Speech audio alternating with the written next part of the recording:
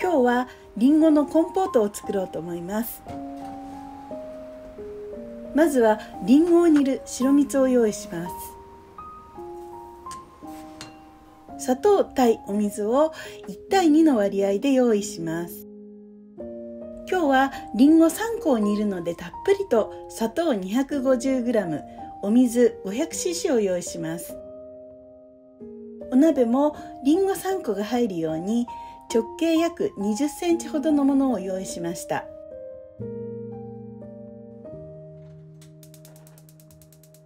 鍋にお水とお砂糖をすべて入れたら中火で加熱していきます。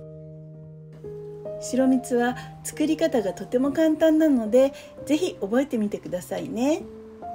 桃や梨のコンポート、梅の蜜煮なんかもこの白蜜で作ることができます。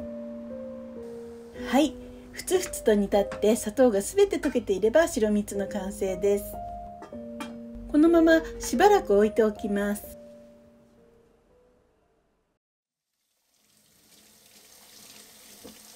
りんごは皮も使うのでしっかりと水で洗っておきましょ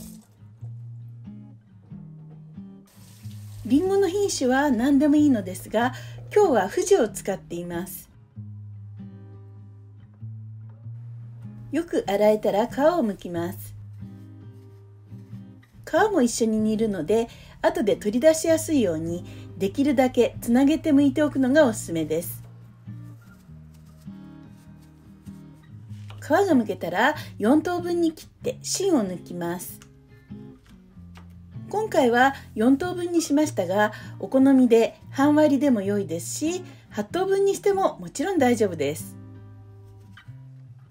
あまり大きいと食べにくそうに思えるかもしれませんが、白蜜でしっかり煮込むのでスプーンですっと切れるほど柔らかくなるんですよ。切ったりんごを白蜜の中に入れていきます。りんごといえばジャムが定番ですが、コンポートは細かく切らなくて良いですし、ジャムのように煮詰める必要もないので、より気軽に作れるかと思います。最後にくるくると剥いといた皮も入れます。入れなくても良いのですが、こうすると煮汁が薄いピンク色になるんですよ。りんごの品種が紅玉などの場合はかなりしっかりとピンク色になるかと思います。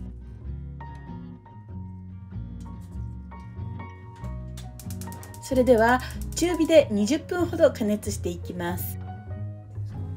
吹きこぼれるといけないので蓋は少しずらしておいてください。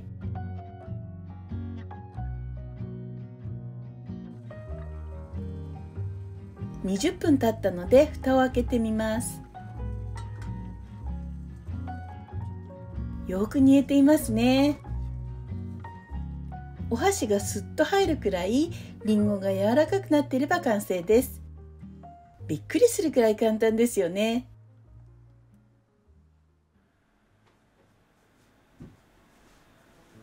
それでは出来上がったコンポートをお皿に盛り付けます。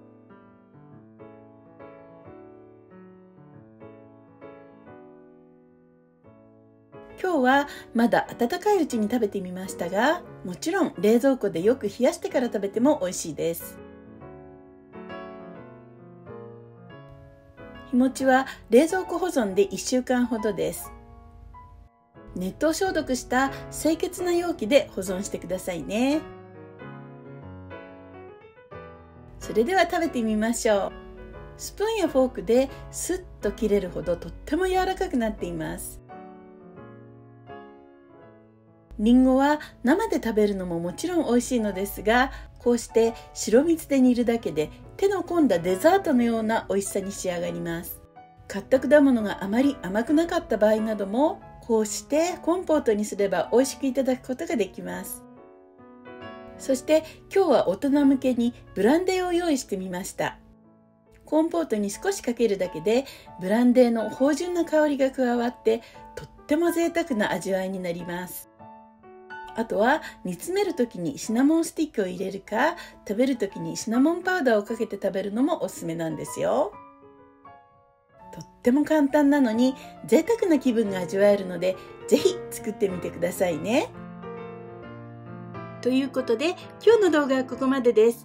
よかったらチャンネル登録とグッドボタンもよろしくお願いします。それでは最後までご覧いただきありがとうございました。次回の動画でお会いしましょう。また見てね。